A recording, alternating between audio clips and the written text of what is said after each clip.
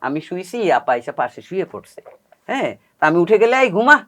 তুই যখন পয়দা হইছি, আমার মুন্নার সাথে যখন বিয়ে হইছে, আমার বাচ্চা হইলে তোর সমান আমার বাচ্চা থাক। তুই আমার বাচ্চার সমান।" এই ধরনের মানে কথা আপু বলতো আরকি। আচ্ছা। এবং প্রচন্ড উনি যত্ন আপনার সাথে করত। কেন এসে শুয়ে যেত? কারণ উনি কি শুটিং সেটে ধরেন ও আমি আচ্ছা, আচ্ছা। মেকআপ রুমে একটু হেলান দিয়ে কোথাও শুইছি। আপা আইসা আমাকে সবাই খুবই আদর করত। আমি ছোট থেকে মিডিয়াতে বড়। মানে আসছি খুব ছোটখাটো ছিলাম। আচ্ছা, আমি ভাবছিলাম যে উনি ফোবিয়া না, না, না, আক্রান্ত না, না। কিনা বা কোনো না, কিছু না। ছিল কিনা। আপা হচ্ছে ধরেন আমি ধরেন কাজ করতেছি সেটে।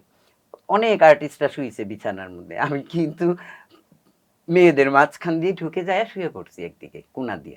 হ্যাঁ, বুঝছেন? সেটা তো অবশ্যই হ্যাঁ, শুটিং সেটে এরকম ঘটনা হ্যাঁ, ঘটে। ধরেন ঐরকমই ধরেন আপা আমি শুয়ে আছি একদিকে, আপা আইসা শর্ট-টট শেষ করে ব্রেক পাইছে, আইসা আমার সাইড দিয়া হয়তো আপা শুইছে। আপা শুয়াতেই ধরেন আমি লাফ দিয়ে উঠে গেছি। আপা, "এই শোন, তুই উঠোস কেন?